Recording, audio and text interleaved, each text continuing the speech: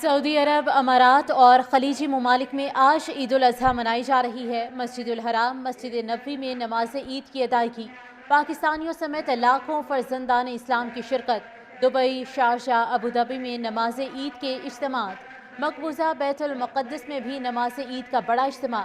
حجاج نے بڑے شیطان کو کنکریاں ماری، جانور قربان کر کے سر منڈوائے، احرام کھول دیے۔ وزیراعظم شہباز شریف عید الاضحیٰ سعودی عرب میں منا رہے ہیں۔ فیلڈ مارشل سید عاصم منیر، نائب وزیراعظم اسحاق ڈار اور وفاقی وزراء بھی ہمراہ۔ وزیراعظم شہباز شریف نے عمرہ کی ادائیگی بھی کی۔ شہباز شریف کی آج سعودی ولی عہد محمد بن سلمان سے ملاقات ہوگی۔ وزیراعظم شہباز شریف حالیہ پاک بھارت تنازع کم کرنے میں تعمیری کردار پر سعودی قیادت کا شکریہ ادا کریں گے۔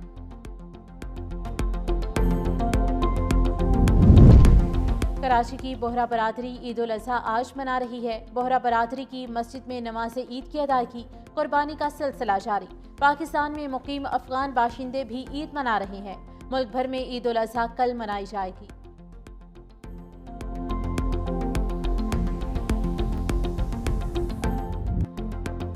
مودی حکومت آنے والی نسلوں کو پانی کے لیے جنگوں پر مجبور کر رہی ہے۔ مسئلہ کشمیر کے حل تک خطے میں دیر پا امن ناممکن ہے۔ بھارت کا موقف تھا مقبوضہ کشمیر اس کا اندرونی معاملہ ہے۔ امریکی صدر ڈونلڈ ٹرمپ نے کہا کہ کشمیر عالمی تنازع ہے۔ چیئرمین پیپلز پارٹی بلاول بھٹو کا مڈل ایسٹ انسٹی ٹیوٹ میں اظہار خیال۔ کہا 5 دن کی جنگ کا نتیجہ ہے کہ اب بھارتی بھی کہتے ہیں کشمیر دو طرفہ تنازع ہے۔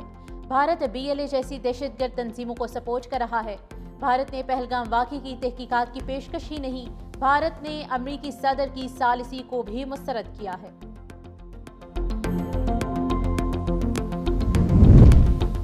بلاول بھٹو کی قیادت میں وفد نے بھارتی بیانیہ اڑا کر رکھ دیا۔ بلاول بھٹو کی واشنگٹن میں سینیٹر ٹام کاٹن سے ملاقات۔ بھارتی اقدامات کو علاقائی امن اور سلامتی کے لیے خطرناک قرار دے دیا۔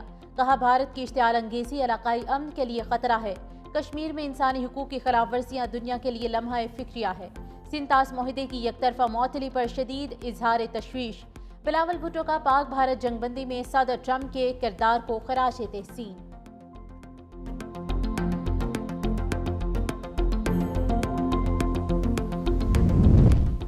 بھارتی جارحیت سے مستقبل کے تنازعات میں جوہری خطرات میں اضافہ ہو گیا، غیر یقینی بڑھ گئی۔ پاکستان اور بھارت کے درمیان جامع بات چیت ضروری ہے۔ بلاول بھٹو زرداری کا بلومبرگ کو انٹرویو۔ کہا جنگ بندی کے اقدام کو بھارتی وزیراعظم کی جانب سے نیو نارمل کہا گیا۔ ہم اس بھارتی نیو نارمل کو اب نارمل کہتے ہیں۔ بھارتی قیادت کے نیو نارمل کے مطابق بغیر کسی ثبوت اور شواہد کے دوسرے ملک پر حملہ کیا اور خطے کو جنگ کی طرف دھکیلا۔ مستقبل میں کسی بھی اقدام کا جواب دینے کے حوالے سے پاکستان کے پاس بہت کم وقت ہوگا۔ بلاول بھٹو کی جنگ بندی میں امریکی قیادت کے کردار کی بھی تعریف۔ کہا دونوں ممالک میں امن کے حوالے سے سعودی عرب اہم کردار ادا کر سکتا ہے۔ پاکستانی سفارت خانے کی جانب سے پارلیمانی سفارتی وفد کے اعزاز میں استقبالیہ۔ بلاول بھٹو نے امریکہ میں مقیم پاکستانیوں کو اپنی سفارتی مہم سے متعلق اعتماد میں لیا۔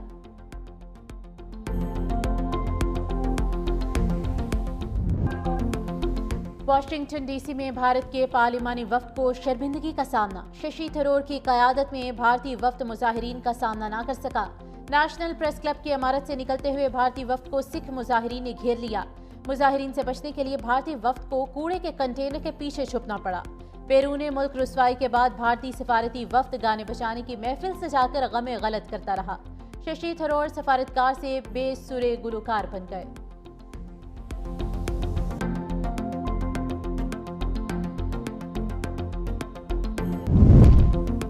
امریکی صدر نے ایک بار پھر پاک بھارت جنگ بندی میں مرکزی کردار ادا کرنے کی بات دہرا دی۔ جرمن چانسلر فریڈرک مرٹز سے وائٹ ہاؤس میں ملاقات۔ کہا فخر ہے کہ 2 ایٹمی ریاستوں کے درمیان جنگ بندی کرائی۔ دونوں ممالک سے کہا اب گولیاں چلائیں گے تو تجارت نہیں ہوگی۔ پاکستان میں بہت مضبوط لیڈرشپ ہے۔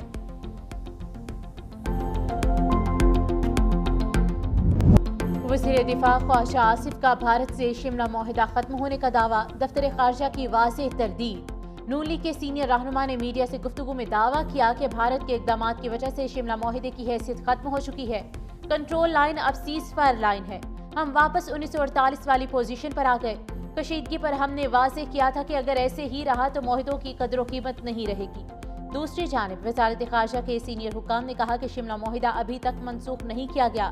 بھارت کے ساتھ کسی بھی باہمی معاہدے سے نکلنے کا کوئی باقاعدہ فیصلہ نہیں کیا گیا، تحریری صورت میں بھی ایسی کوئی بات موجود نہیں۔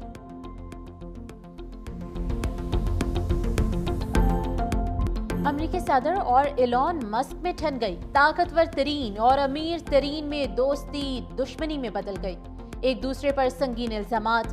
مسک نے دعویٰ کیا کہ صدر ڈونلڈ ٹرمپ کا نام جنسی سکینڈلز میں بدنام جیفری ایپسٹین کی فائل میں موجود ہے، وہی جیفری ایپسٹین جو کم سنوں کے ساتھ جنسی زیادتی کے کئی واقعات میں ملوث قرار دیا گیا تھا۔ ایپسٹین کی فائل میں ٹرمپ کا نام ہونے کی وجہ سے یہ دستاویز سامنے نہیں لائی جا رہی، حقیقت سامنے آ کر رہے گی۔ امریکی صدر نے ناشکری کی انتہا کر دی، دنیا کا امیر ترین شخص مدد نہ کرتا تو ٹرمپ الیکشن ہار جاتے۔ امریکی صدر ایلون مسک کی تنقید سے حیران، اربوں ڈالر کے سرکاری معاہدے منسوخ کرنے کی دھمکی دے دی، بولے معلوم نہیں تھا کہ ایلون مسک منشیات استعمال کرتے ہیں۔ ایلون مسک کا ای وی مینڈیٹ چھین لیا، جس کی وجہ سے ہر شخص الیکٹرک کاریں خریدنے پر مجبور تھا۔ اس اقدام پر ارب پتی ایلون مسک پاگل ہو گئے ہیں۔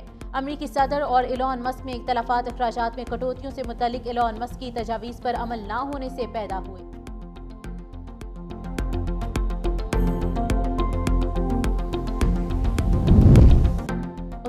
غریب تر ہو گئے، پاکستان میں 44% آبادی غربت کی لکیر سے نیچے چلی گئی، 10 کروڑ 79 لاکھ پاکستانی غربت کا شکار۔ پاکستان میں غربت کی سطح 44.7% ہو گئی۔ عالمی بینک کی رپورٹ کے مطابق ملک کی غریب ترین آبادی کی شرح 16.5% ہو گئی۔ اس سے پہلے پاکستان کی 39.8% عوام غربت کی لکیر سے نیچے تھی۔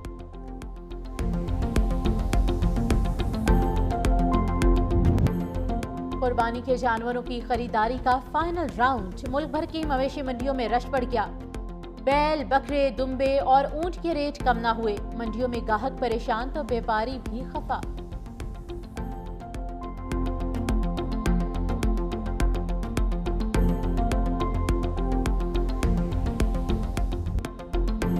قربانی کے جانور خریداری کے بعد ماہر کسائی کی تلاش، موسمی کسائی بھی میدان میں آ گئے۔ بکرے دمبے کا ریٹ 5 سے 7 ہزار روپے مقرر، بیل کی قربانی کے لیے 12 سے 15 ہزار کی ڈیمانڈ، اونٹ کی قربانی کے لیے 20 سے 25 ہزار ریٹ مقرر۔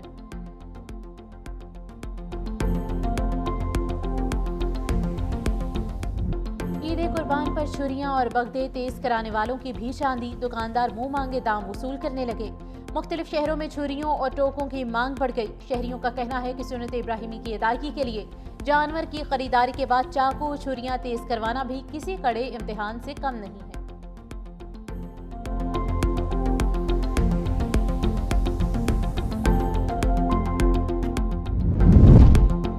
عید اپنوں میں منانے کے لیے پردیسیوں کی واپسی، بس اڈوں پر رش، ٹرانسپورٹرز منمانے کرائے وصول کرنے کے باوجود اوور لوڈنگ کرنے لگے۔ مسافر خوار، ریلوے اسٹیشن پر بھی مسافر رل گئے۔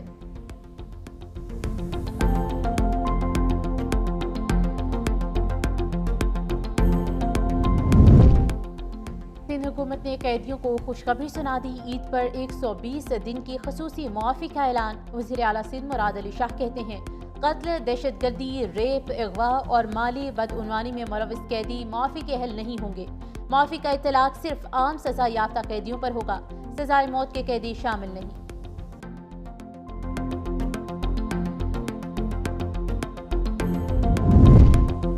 عید کے ایام میں پنجاب بھر میں گرمی کی لہر برقرار رہنے کی پیشگوئی، 7 جون تک اسلام آباد سمیت پنجاب میں شدید گرمی کی لہر متوقع، درجہ حرارت 7 سے 12 ڈگری سینٹی گریڈ تک بڑھنے کا امکان۔ پی ڈی ایم اے، این ڈی ایم اے اور متعلقہ اداروں کی پیشگی اقدامات کی ہدایت۔ پی ڈی ایم اے کے مطابق بعض علاقوں میں شدید گرمی کے باعث گرد و غبار اور تیز ہواؤں کا خدشہ، گرمی اور خشک موسمی حالات سے ہیٹ سٹروک اور آبی ذخائر پر پانی کے دباؤ کا بھی امکان ہے۔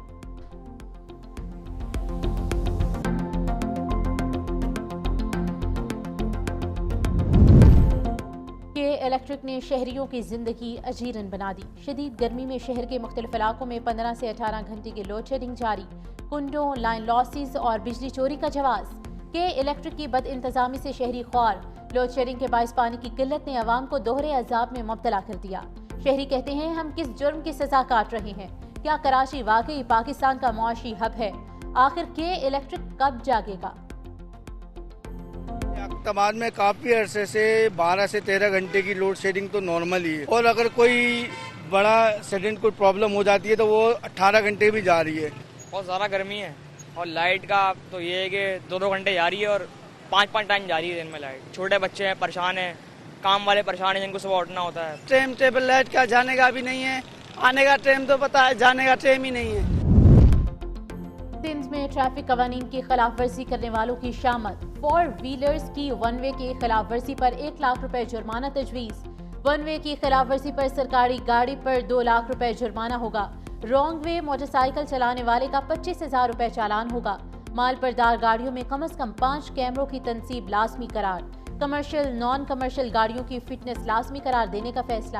چالان کی عدم ادائیگی پر بیرون ملک سفر بھی ممکن نہیں رہے گا. وزیر قانون اور داخلہ ضیاء الحسن لجار کی زیر صدارت اجلاس. کابینہ ضلعی کمیٹی نے ترمیمی قوانین اور رولز کی سفارشات منظور کر لیں. ترمیمی قوانین اور رولز کا مسودہ حتمی منظوری کے لیے سندھ کابینہ میں پیش کیا جائے گا.